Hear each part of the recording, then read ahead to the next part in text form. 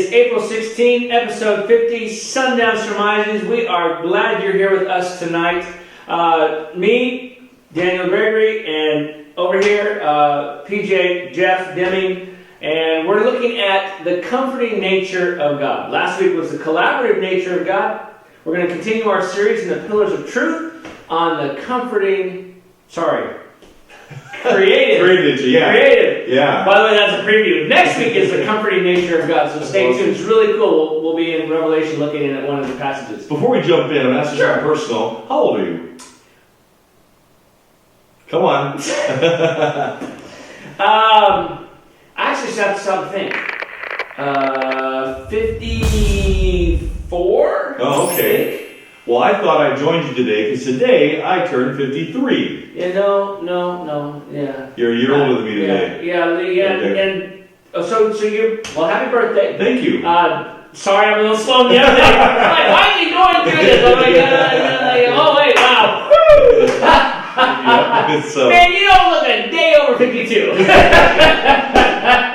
Well, thank you for that. You know, it's been fun. We've been doing things called cohorts at Monterey Bay Academy. Yeah. And it's really been fun to see, as I think, because I've actually youthfulness, it's been fun to see a lot of our staff members with their cohorts doing activities and stuff. And bring that out. So and I don't know, man.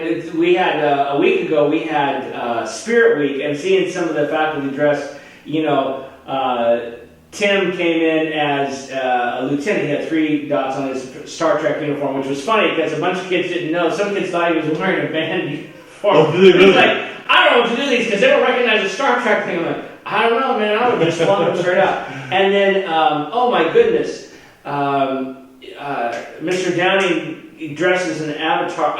He even painted himself. It was amazing. There was just some really cool stuff. Well, that same Spirit Week was really cool. We had Adventist, Seventh-day Adventist Day. Oh yeah, that's true. And Jenny was Mrs. White. Now I had Ellen Harmon in my cohort. One of our students, Cassidy, looked like Ellen Harmon, young Ellen, just spot on. Yeah. But Jenny looked like Ellen White, man. Yeah. She had it down. It was amazing. We had some fun characters. We had the 3 angels we had Pathfinders. And for those of you who are not familiar, it's kind of the... That's right. That was you. You were general. Yeah. Seventh-day Adventist as a group. It's like Boy Scouts or girl. Yeah, I like that. Yeah. So that's really fun, and you dressed up as one of your favorite characters. I did. For part of those people who are not familiar, Seventh-day Adventist Church is a Christian denomination. And for us, the keystone doctrine, in fact, it's where we choose our logo for Seventh-day Adventists, is the 3 angels, what we call the 3 angels message. This comes from the heart of Revelation 14, talks about 3 angels. And you'll see it, if you've been to a Seventh-day Adventist church, they'll have usually those somewhere. It's in the literature, it's in the logo for the conference and the general conference. For at Monterey Bay Academy, we have a big, huge 3 angels on the outside front of the church, but we also have stained glass window of 3 angels as well. And since John was the writer of Revelation, and John is probably my favorite writer in the Bible, I decided I would come dressed as John, a hero to the Seventh-day Adventists, even though that's really, 2,000 years sort of leading. I'm like, well, you know what, it's in there. Well, last week we were talking, you've kind of been honing in one verse, then jumping off from there. Sure. And then last week we were talking about the lettuce, the collaborative nature, the invitation that God has. And that's what we're doing tonight. We're inviting you in with us to talk about things. Yeah. We're going somewhere. You tease us a little bit. Yeah. And so we're starting here and we're going somewhere else. Right. So last week our verse in the collaborative nature of God was Genesis 1:26. And we're going to start there, but we're going to jump to Revelation 21:5. That's where we're going to go, is Revelation 21:5. Okay. So turn to your Bible to Revelation 21:5. I'm just going to read Genesis 1:26 to kind of remind us where we were and how to get to Revelation 21:5. Okay. So Genesis is the first book in the Bible, and Revelation is the last. So we're going to go from one book into the other.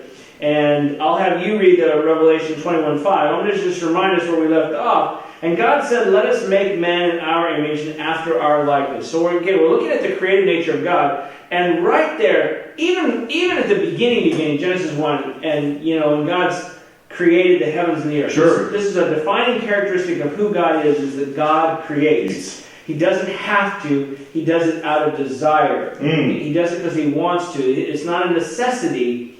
It's a need, a dependence. God would be complete by himself, but God wants to share that, and that's what makes God who He is, right? Before you jump for that, can I ask you a question? This is kind of triggering from last Sure. time. So when you talk about God creates, sometimes we think about, magic. Sure. And the idea that poof, there it is. Sure.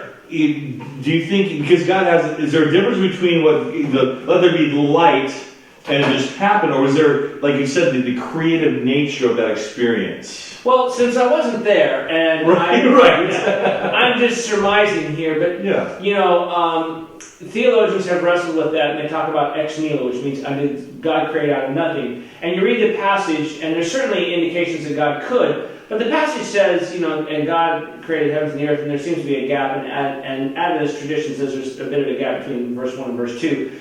Because then it says God was over the Spirit, that there's something already there, and then God reshapes it. Right. And reclaims it. That earth was without form and void, but there was an earth. Without form and void, but there was an earth. Yeah. And the same phrase is used in Jeremiah to describe the earth after it's broken down at the end. At the end, when everything is destroyed, there's nobody living on the planet, it says, at the end of time, the earth is without form and void. So clearly there's something there, but it's devoid of life. And so God reshapes. So your question, though, was, how did God create? Every time we see Jesus create something, almost, we see Him have something to work with. But that's not always true. Right. When He creates people with leprosy, they have lost arms, limbs, and stuff would have grown. I don't know what that would have looked like, but I'm sure it must have been like mind-blowing. Sure, it's not absolutely. Like somebody who had a fever, even if somebody died, their body was still there. You weren't looking inside to see cells regenerate, but to see bits and pieces come back would have been kind of almost whatever. But I'm not sure how God would have done it, but there is a distinction in the first part. All first days, everything is and things just happen. Right. But with man, He fashions it by hand, and it's almost like He gets in there and gets his hands dirty. Yeah. Sort of thing. Yeah. And that's what kind of struck me is we were thinking about coming into He's a creator. Yeah. And so where are we going? So all right. So we're at Revelation 21:5. Again, we're looking at the creative nature of God, and we talked about how God, defined from the beginning, is a creator. And all the way to the end. What does it say? Revelation 21:5. Then the one seated on the throne said, "Look, I am making everything new." He also said, "Write these words, because these words are faithful and true." All right. I make all things new. And there's the kicker. That God seems to enjoy taking what was broken. And I don't mean He wants things to be broken so He can fix it. But there's almost a special place in His heart for fixing the broken. Yeah. So many times it talks about that in the Bible. And here's the closing statement when He speaks about Himself. I make all things new. He says it in several places, but here's the thing. It's like, in Revelation, new, it's a fairly common word. It's not. There's no word study thing that's going to make this really pop out. It's not unique. There's no unique kind of word there. But what is interesting is every time that word is used in Revelation, it describes what God's doing for us. Right. A new name, a new stone, a new song, a new city. A new heaven, a new earth, and everything is this sort of. I want to remake things, and it's like there was a heaven, there was an earth, there was a Jerusalem, there was a Garden of Eden, there wasn't this, there was that. You have a name, but God's like, I'm gonna upscale it or whatever you want to call it, and that seems kind of cool to me. Well, you think about this. You talk about the beginning from Genesis, and then we go to the last book. Yeah. In between is a whole bunch of brokenness. Yeah, that's true. That's true. And reminding us that, if we take this idea that creating something was new, then brokenness happened, and I want to make things new again. I want to make things new, and there is something in that I think that's perhaps the greatest hallmark of God, right? Satan just destroys. It's easy to destroy. You can't destroy something that isn't. You can destroy something that is. You can break it apart. Right. And I believe it was Dietrich Bonhoeffer who said that, or maybe it was Soren Kierkegaard. I'll put it in the picture somewhere. Who said God can create ex nihilo, out of nothing. Okay. He's like, that's not impressive to me. What is impressive is he can turn, and I'm paraphrasing here, sinners into saints. Yeah. You know, it's one thing to make something new. It's like somehow we always feel like that, right? It's like, you know, forget it. Instead of, I'll just tear the whole thing down and start over. Yeah. Right? Mm-hmm. Yep. But God's like, I'm going to use what's here, and when it's all said and done, it'll be a tapestry that'll be unique to you. Yeah. Like stained glass, right? The glass is cut or broken or colored or discolored.